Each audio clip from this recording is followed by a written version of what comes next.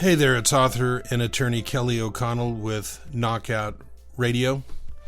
And the show we're doing today is on masks. And the question is, how effective are they, number one? And number two, how good are they at stopping COVID? And three, should there be mask mandates? Should there be laws that you have to use masks? And the last show that I did was on the law for work for vaccinations. And generally what we found out for that one was that there was pretty much you have to go along with it unless you've got a religious or a medical reason. But then, they can always send you home to work remotely. But if you come into a place of work where you're around others, the bosses can now force you to get a vaccine, but it's not the law, it's an administrative rule. And what we're finding out these days is administrative bureaucratic rules are now more powerful, or as powerful probably, than the Constitution. And so in general, I want to know, what are these GOP people doing to protect us? The Republicans, they're going along with this stimulus package that is supposed to be 10% stimulus. What are they doing to stop this bill that's supposed to be worth $5 trillion? I mean, these guys just took over. They've been doing all kinds of crazy stuff, and the GOP is already just caving into them. I don't understand it, except to say that most politicians are not about taking risks, and they're not about necessarily sticking their neck on the block, their head out over the parapet. So I don't know what's going to happen, but I think we need another Tea Party revolution. All right. So, and we'll do some weird news later. My article, it's going to be published in Canada Free Press tomorrow. How effective are COVID masks? Read inside for the ratings. And then the only real-life mask study did not test actual virus exposure. And that's the thing that I want to point out to you that was so shocking about this. Now, you hear Dr. Fauci get up, and you hear these other people in various states getting up and giving lectures and homilies and moralizing and doing shaming and laughing at people that are rednecks who don't believe in masks, who don't believe in the vaccine. And it's kind of side-splitting when you realize that there's only been one test done on masks, and the test was done incompletely, and it was also not just incomplete, but it wasn't done properly by the subject. So we really have no tests, and in this particular case, we're talking about a live test with people out in the field, people who are really could be exposed versus not exposed. That's the only way you're going to find out if these masks work. But I've got some more stuff on that for you. But there is no, I don't want to say there's no science, because there is science on other communicable diseases in masks, but they said for ethical reasons they couldn't test it in a live setting in the field. So all of these lectures, all of these people that are out there pointing fingers and saying we now have to have mask mandates and stuff, Dr. Fauci, they're going off of no tests. And that doesn't surprise you about Fauci, does it? I mean, it didn't surprise me. All right, so mass science, let's go through this article a little bit. What is the science for COVID masks? This question, I had originally written this. I'm trying to keep from getting this thing removed from YouTube because they already removed one of my videos that had a picture of, on the front of it, Joe Biden morphing into a zombie. And I do consider Joe Biden the zombie in chief, the first zombie that we've ever had. And if you think about it, that is more important. To have a zombie it's more unusual to have a zombie than it is to, say, have a female or a gay Jewish guy or whatever. Because, zombies get hungry, they chomp on other people, and they're also totally out of it mentally. And, you can tell when Biden is sniffing especially little girls, and kissing him. He really wants to give him a chomp, but maybe we'll do a message on that. But so I was going to say the only real question that I have in the masks is, what is the science against them? Because we already know that the government is so in favor of masks that they have to be applied, and Dr. Fauci says, we've been through this before. It was worse. It was bad then. It's going to get worse now. You can't trust Fauci. He's been all over the place. He's said everything. With all due respect, it's like the Catholic Church. They've said everything. They've been in favor of everything. Takes away the credibility a little bit. I do apologize to any Vatican followers out there. But, you know, the thing that really bugs me about all this stuff is we've developed a culture where there's only one right answer for all of this stuff. Now, coming up with the answer, you could go in different ways. You know, it's going to end up favoring the left. It's going to end up favoring revolution or whatever. But that answer can be changed. But you can only take one position, and if you're not in favor, if you're not in concert, if you're not in sync with the government, if you're not in sync with these whatever bureaucracy or institution, and now big companies, social media, if you don't agree with them, you're a menace and you need to be removed. But that makes a mockery of democracy. Listen to this. You've got to have debate in a democracy. What's the purpose of having democracy? It's superfluous. It's meaningless to have democracy. In other words, a place to have free speech and to be able to express yourself. How do you think we got the greatest country in history? Because we constantly had free speech. We constantly had open dialogues about stuff so we could find the best way. So, did you know, and here I put in this article, Science Never Sleeps, and now MIT just published a study challenging the social distancing 6-foot rule. And the argument is basically, why do people have to be 6 feet apart if they're wearing masks? You know? And so there's a lot of righteous people out there, and these are woke people. Woke is a religion. The religion is humanistic. It's anti-theist. It's anti-God. But because of that, think about this. If you're a Christian, you're a Jew or whatever, you can stick to what you believe, read the Bible, pray to God, believe whatever it is you want to. If somebody else in your church or somebody that you know or anybody else in your faith disagrees, you can still be a Christian, but in a humanistic religion, you have to agree with the consensus because that's what it means. And if you don't, you're kicked out. So I'd just like to say there's a lot of really profound and deep things about democracy. And the main one that comes down to us from people like John Locke is the importance of getting the will of the people right. And there's a lot of people in this country that are very nervous, and they're very suspicious of the government. They're nervous at what the government is up to.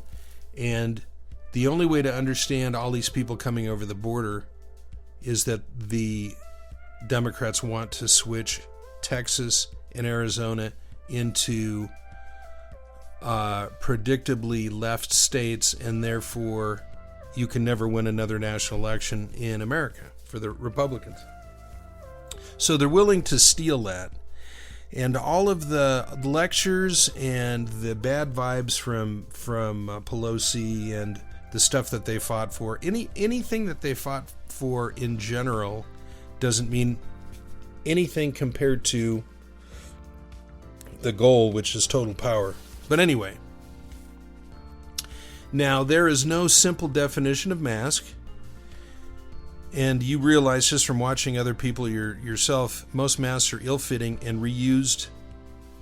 You put them on and off. You go into the store, you put them on, you take them off, you throw them on the next seat, or put them in the glove box, or they end up on the floor. And so they end up dirty, soiled. They get torn. I've had my mask torn, and I just kind of fixed them. But here's the most shocking thing. What's the most common type of mask that you've seen? The one that looks like it's got a grill on it, kind of, it's folded over. It's got like 3 or 4 folds on the front, right? And it's a cloth mask, and it's pretty simple. That mask, which you buy at the store, was tested, and its effectiveness at stopping virus-sized particles is 1%. So the most common mask is 1% effective.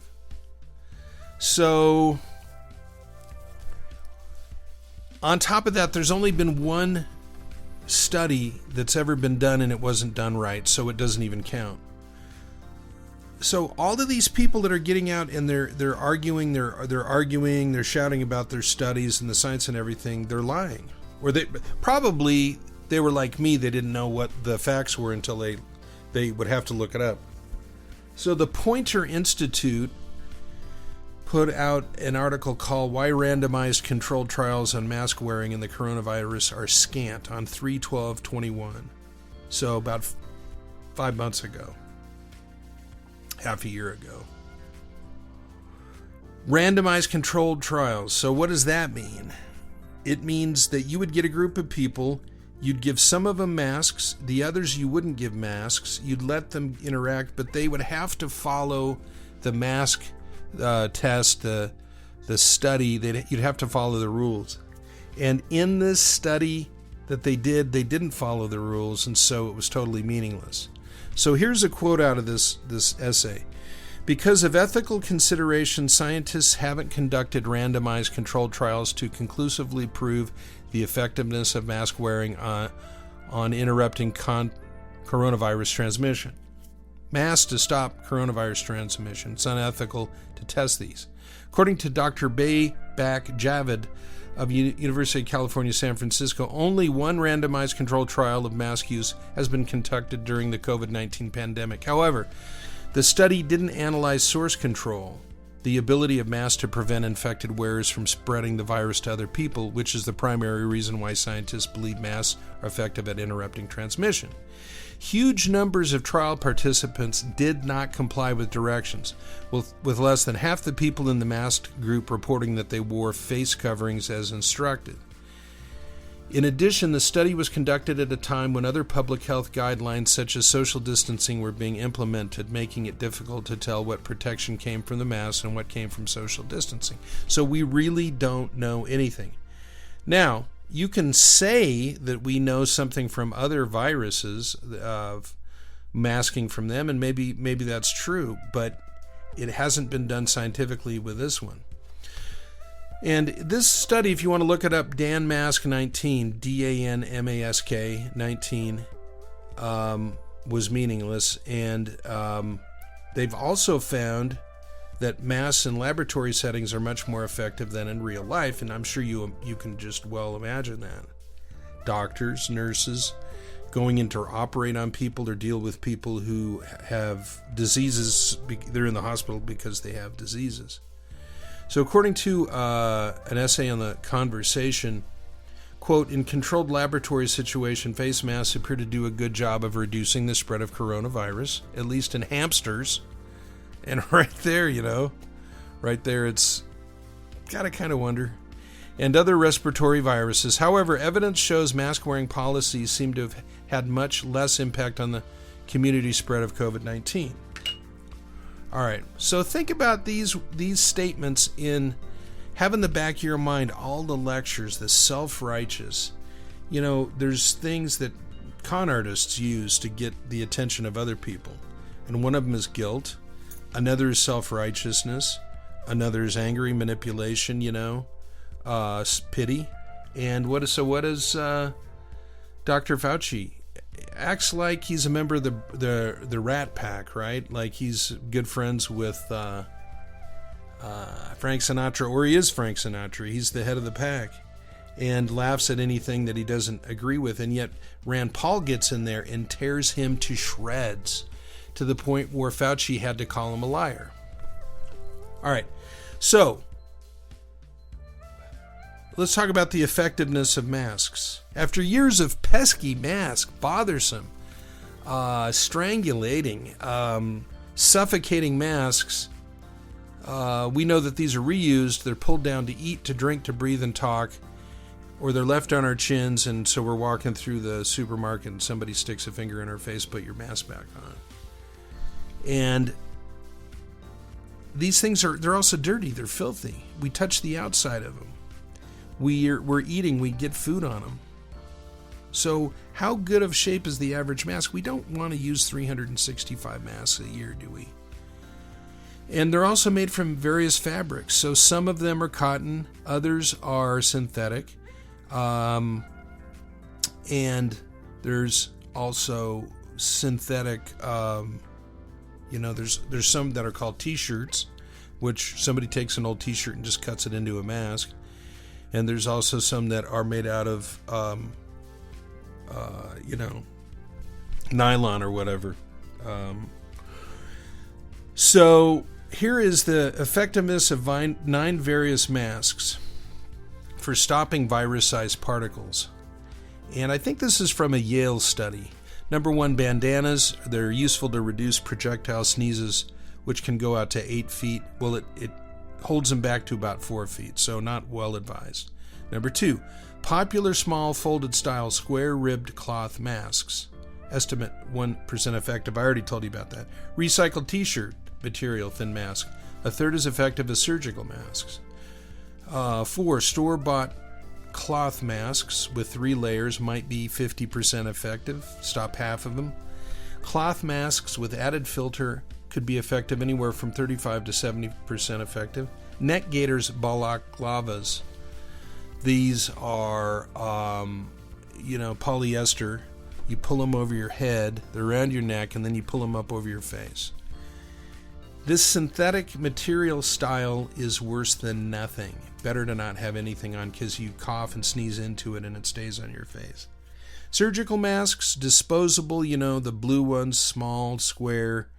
They might filter 60% of small particles. But I'm going to say one thing to you. I have never seen anybody wearing one of those smaller, other kind of a rectangle, they're longer than they are high. They're just barely cover the mouth. I don't believe I've ever seen one that was on really tight. So I don't believe 60%. Now, cone round masks, they look like half of a ball. Less effective than cloth masks, believe it or not. Now, N95 surgical masks up to 95% effective if used properly. Now, if you had a very expensive mask, wouldn't you reuse it? Of course you would. A N95.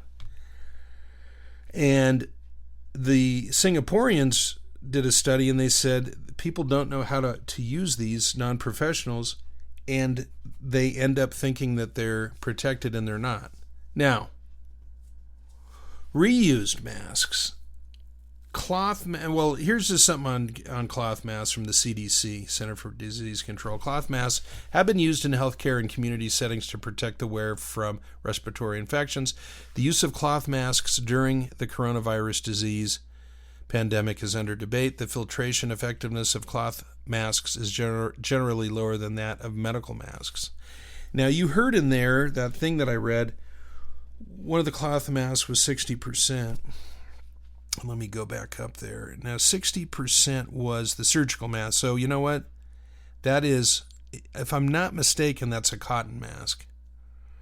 So, in any event, but the most masks are cloth. And I just have always kind of wondered, some of these masks just don't look like they're anything. One of the articles said, if you can see the sun through your mask, it's the wrong mask, because it's not going to stop particles, and I think that's probably a pretty good rule. Now, homemade masks and shields, the journal Science Advances commented on homemade masks, and they said there was widespread use of masks, homemade masks and mask alternatives, because real masks were hard to find. And it is assumed that wearing such masks reduces the likelihood for an infected person to spread the disease, but many of these mask designs have not been tested in practice. So once again, lacking real science on this.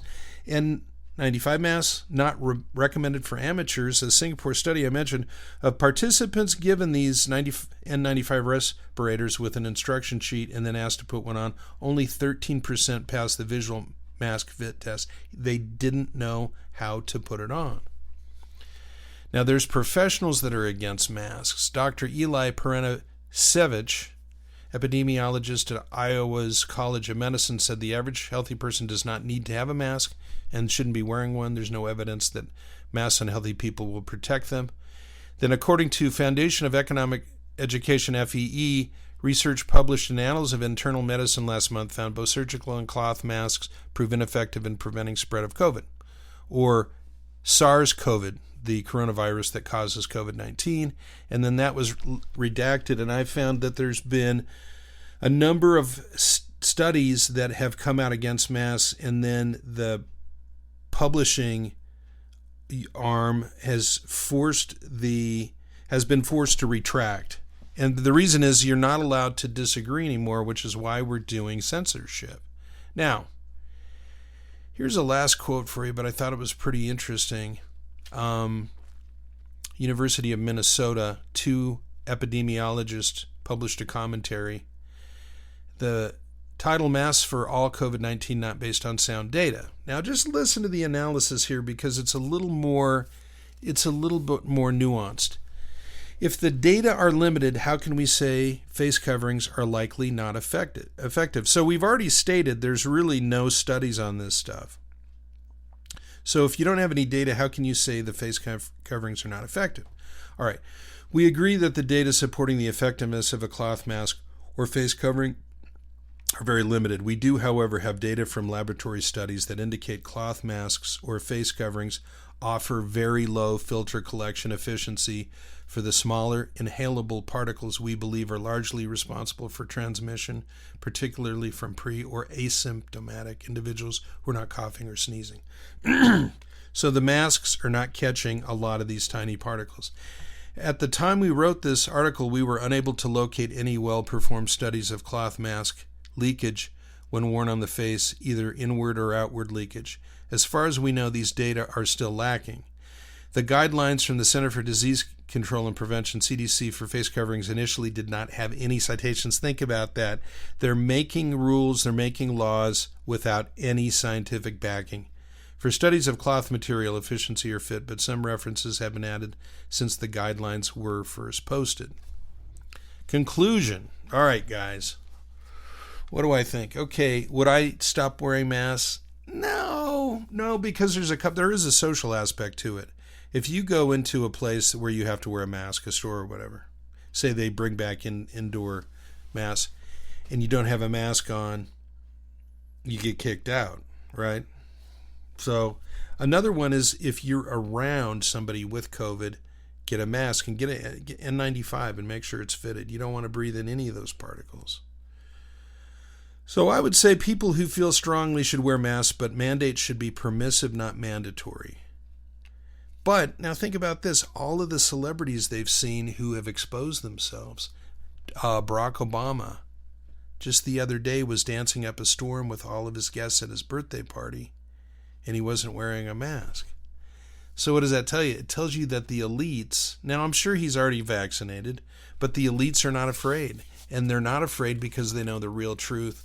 And the real truth is the disease, a virus, is not as deadly as we've talked ourselves into. 1% of people die from it. And those 1% are usually older. They have some high blood pressure, they're fat or whatever. Still, masks can cut risks, and we should wear, and I've already said this, that we should wear them around anybody who's sick. But a great deal of erroneous information is out there. And Dr. Fauci, who used to attack Trump, he was a smartass. Trump would say something, and then they'd ask Fauci, and Fauci would kind of subtly take pot shots at him. He'd backstab him and act like all of these people do, that they know better than everybody else. So Fauci's the kind of guy, he's a sociopath, psychopath.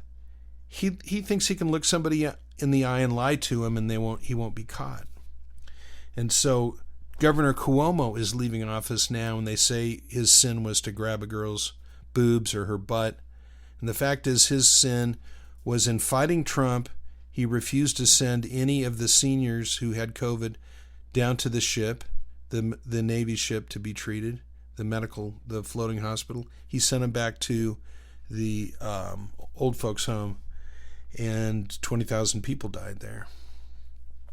So there's a strong sense that the government is misusing COVID to get more control. It's clear that it's worked. I don't think Trump could have lost with the economy that he had if it wasn't for COVID. And the decisions we made about COVID were that. They were decisions. Another president is in there. Maybe they don't shut anything down. Now, I'll let you decide whether the government is misusing COVID. But I don't think there's any explanation for why they are still paying people who are fit to stay home instead of going out to get jobs. They say there's at least 1 million more jobs than there are workers looking for jobs. Okay, so here is your weird news. I got a couple stories for you. The first one, a college professor held in wildland arson spree near California's massive Dixie Fire. And his name is Gary Stephen Maynard. And he had worked at a number of colleges in California, including Santa Clara University and Sonoma State University, where he was listed as a lecturer in criminal justice, specializing in criminal justice, cults, and deviant behavior. And what they did is they found they had gone to talk to him and stuck a tracker under his car, and then they found that he was driving out to these sites where the fires were out, and put two and two together and realized that he was the one that was setting fires. And here is a very strange story, but it just goes to show you how many scammers there are out there. A, quote, mother of 3 who got over $200,000 in donations for rent admits she's just the babysitter. Las Vegas mom, claiming to be facing eviction, prompted a donor to donors to pony up more than $200,000. Is just the babysitter of the 3 kids. Her name's Dasha Kelly, and she was putting her story on CNN, and then she finally admitted she's not the biological mother of the girls 5, 6, and 8 who are featured alongside her in the segment on the federal eviction moratorium. And CNN said the story had generated a lot of interests after its initial report, and so she was trying to get $1,900 back rent, and she got $200,000 beyond that. And she says, my name is Kelly, and I have 3 daughters in Nevada, and we are maintaining just before this pandemic hit. Now we are suffering. Please help with anything that you can. Yeah, it also shows you how generous Americans are. But then she admitted Shadia Halo is their real mother. Or actually, hold on a second here. Nick Watt, a reporter, said that he had done research, and Shadia Halo is the mother on the birth certificates. And so Dasha Kelly is the babysitter. She's the girlfriend of the father. And she claimed that she had mostly raised them from being very young. So anyway, be careful. Be careful who you give money to. So thanks for tuning in, Kelly O'Connell. Knockout Radio, give me a thumbs up, give me an ad, subscribe, and catch me on the flip side. Let's talk again tomorrow. I hope you have a great night, and it's been wonderful hanging out with you. Ciao.